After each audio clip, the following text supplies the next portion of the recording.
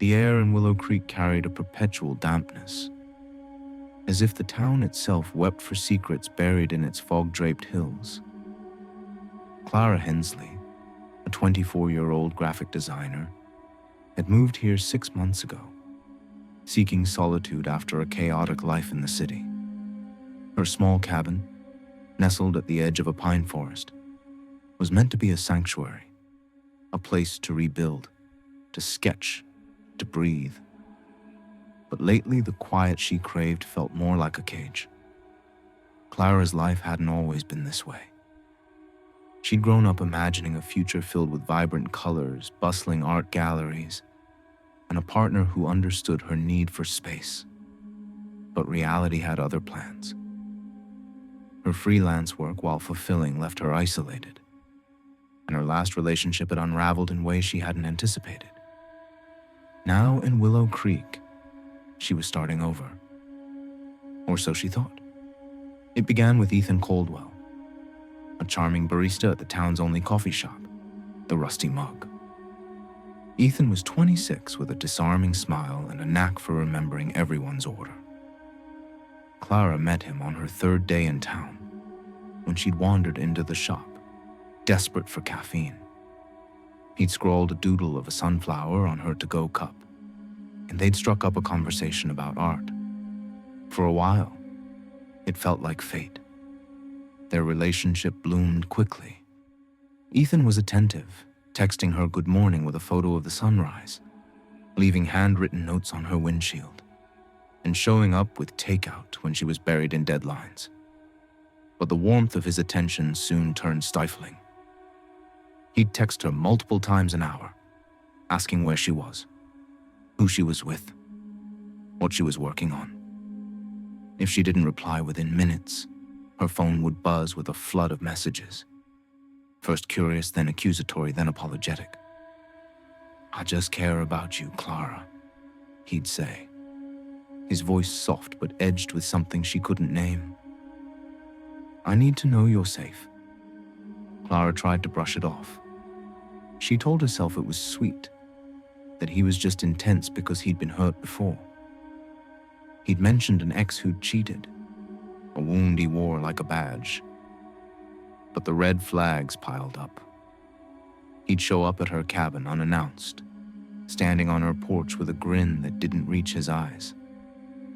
Once she'd caught him scrolling through her phone while she was in the shower, claiming he was just checking the weather. By the 4th month, Clara felt like she was drowning. She couldn't sketch without Ethan hovering, asking what inspired her. She couldn't meet a friend without him wanting a play-by-play. Her hobbies, painting, hiking, even reading, felt like stolen moments, snatched between his demands. She ended it on a rainy Tuesday, sitting across from him at the Rusty Mug. "I need space, Ethan," she said, her voice steady despite the knot in her stomach. "This isn't working." His face went blank, like a screen powering down. For a moment, he just stared, his coffee untouched. Then he leaned forward, his voice low. "You don't mean that. You're just stressed. I can fix this." "There's nothing to fix," she said, standing. "I'm done." He didn't cry or yell. He just watched her leave, his eyes boring into her back as she stepped into the rain. The days after the breakup were quiet, but not peaceful. Clara blocked Ethan's number and avoided the Rusty Mug, opting to brew her own coffee. She threw herself into her work, designing logos for a local bookstore and sketching landscapes to clear her mind. But the unease lingered, a shadow she couldn't shake. It started with the emails. They came from unfamiliar addresses with subject lines like "thinking of you" or "miss you." The messages were short, almost cryptic. "Saw you at the market today. You look tired." Or, "Your new sketch is beautiful. Why don't you share it?" Clara assumed they were spam at first, deleting them without a second thought. But they kept coming, each one more specific. "You left your porch light on last night. Be careful. She changed her email password and enabled two-factor authentication, but the messages didn't stop. Then came the packages. Small, unmarked boxes left on her porch, containing things like a single pressed flower or a bookmark with her initials. No note, no return address. Clara's skin prickled every time she opened her door, half expecting to see Ethan standing there. One night, she woke to a faint tapping on her bedroom window. The cabin was surrounded by dense woods, and the sound could have been a branch in the wind. But it was too rhythmic, too deliberate. She lay frozen, her heart pounding, staring at the thin curtains. The tapping stopped, replaced by a soft scrape, like someone dragging their fingers across the glass. She didn't sleep that night. At dawn, she checked the window and found smudges on the pane, too large to be animal tracks. She called her friend Mia, who lived an hour away in Portland. "You need to get a security camera," Mia said over the phone. "And maybe a dog. Something's not right." Clara ordered a camera online and had it installed the next day. She also started locking her doors religiously, something she'd never bothered with in Willow Creek's sleepy confines. But the camera caught nothing. No figures, no cars, just the occasional deer or raccoon. Still, the feeling of being watched grew stronger. 2 weeks after the breakup, Clara came home from a hike to find her front door slightly ajar. She froze, her keys dangling in her hand. She always locked the door when she left, a habit born from city life. She pushed it open slowly, her pulse hammering. Nothing was missing. No broken glass, no overturned furniture. But the air felt wrong, like someone had stirred it and left it unsettled. She checked every room, her phone clutched like a lifeline. In the kitchen, she found a single mug on the counter, one she hadn't used in weeks. It was Ethan's favorite, a chipped ceramic thing he'd brought over when they were dating. She hadn't noticed it missing, but seeing it now made her stomach lurch. She called the police, but the officer who arrived was skeptical. "Could have been a neighbor checking on you," he said, scribbling in his notebook. "Small towns, people get curious." "It wasn't a neighbor," Clara insisted. "Someone's been in my house." Without evidence, there was little they could do. The officer suggested changing her locks, which she did the next day. She also bought a motion sensor light for her porch and started sleeping with a baseball bat by her bed. The next incident came a week later. Clara was working late, her laptop glowing in the dim cabin. Around midnight, her phone buzzed with a text from an unknown number. "You're up late. Don't burn out." Attached was a photo of her cabin, taken from the woods, the kitchen window illuminated. She was visible in the frame, hunched over her desk. Clara's breath caught. She ran to the window, yanking the curtains shut. Her hands shook as she dialed 911, but by the time an officer arrived, there was no one outside. The photo was too dark to make out details, and the number was untraceable, likely from a burner phone. "You sure you didn't send this to yourself?" the officer asked, half joking. Clara wanted to scream. The fear was constant now, a low hum that followed Clara everywhere. She stopped going for walks, stopped sketching outside. Her world shrank to the cabin, but even that felt unsafe. She started noticing small things out of place. A book moved to a different shelf, a drawer left slightly open. She told herself it was paranoia, but deep down, she knew better. One night, she woke to the sound of her front door creaking open. The motion sensor light hadn't triggered, which meant whoever it was knew to avoid it. She grabbed the baseball bat and crept to her bedroom door, listening. Footsteps, soft but unmistakable, moved through the living room. Then a voice, Ethan's voice, whispered her name. Clara, I just want to talk. Her blood ran cold. She locked her bedroom door and dialed 911, whispering her address into the phone. The footsteps stopped, and for a moment she thought he'd left. Then she heard a faint click, like a lighter being flicked. The smell of smoke seeped under her door. She flung the door open, bat raised, and found Ethan standing in the living room, holding a lit candle. The flame flickered, casting shadows on his face. He looked calm, almost serene. "I didn't mean to scare you," he said. "I just needed to see you." "Get out," Clara said, her voice trembling. "I called the police." His smile faltered, but he didn't move. "You don't understand. I love you. I can't let you go."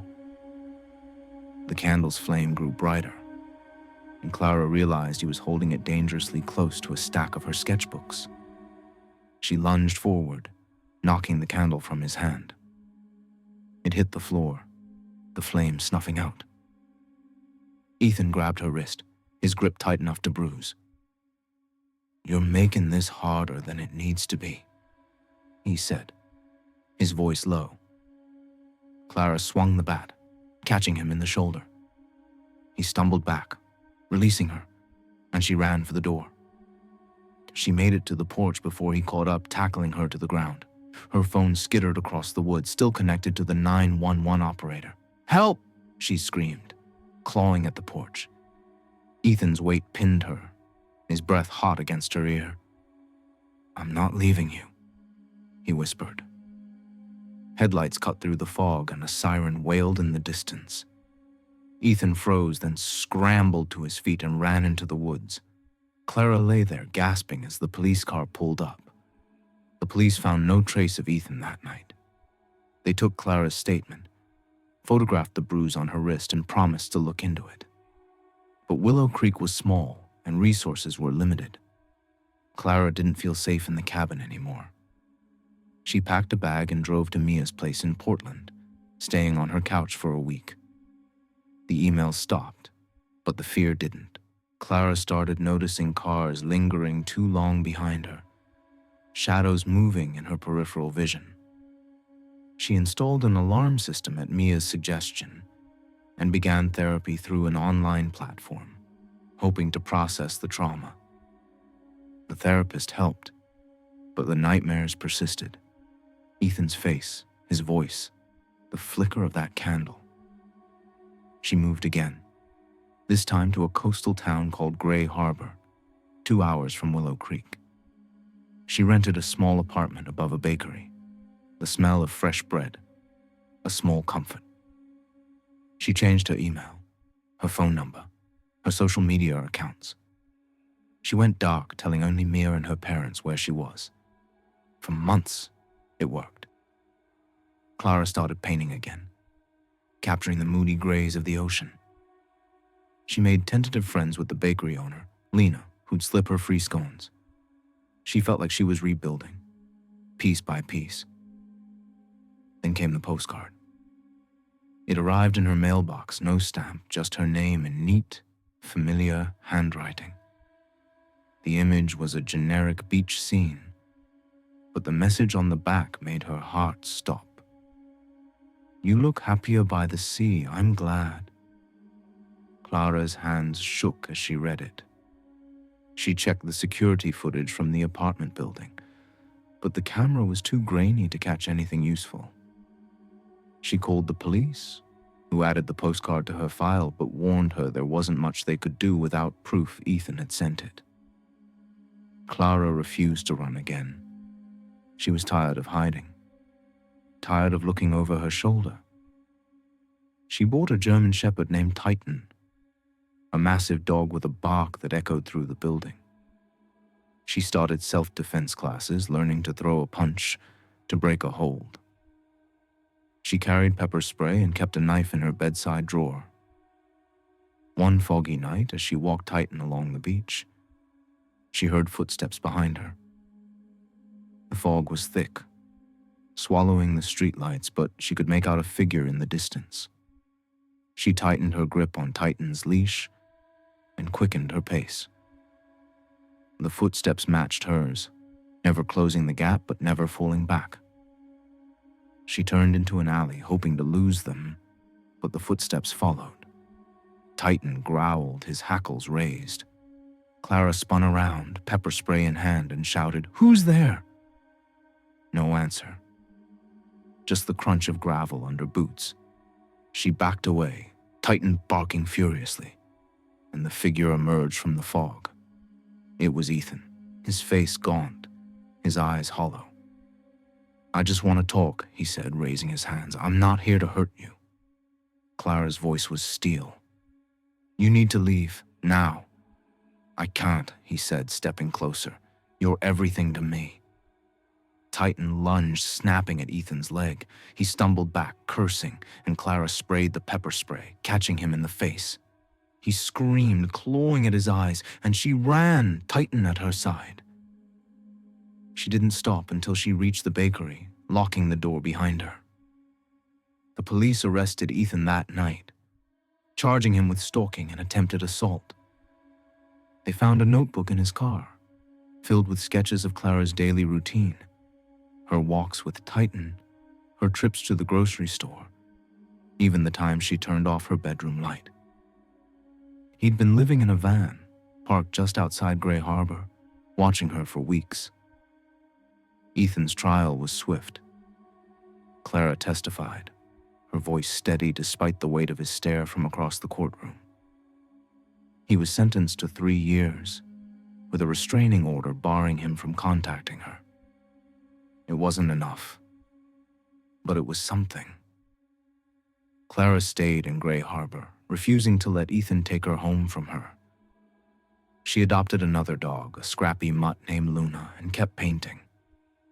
Her work took on a new intensity, the canvases filled with stormy seas and shadowed figures, a way to process the fear that still lingered. She continued therapy, learning to navigate the trauma. She also started a blog, anonymously sharing her story to help others recognize the signs of obsession before it escalated. The comments poured in. Women, men, people from all walks of life, sharing their own stories of escape. One evening, as she walked Titan and Luna along the beach, a letter arrived. Not a postcard, but a proper letter, stamped and addressed from a women's shelter in Seattle. It was from Ethan's sister, apologizing for his actions and thanking Clara for speaking out. "You saved him from himself," she wrote, "and maybe me too."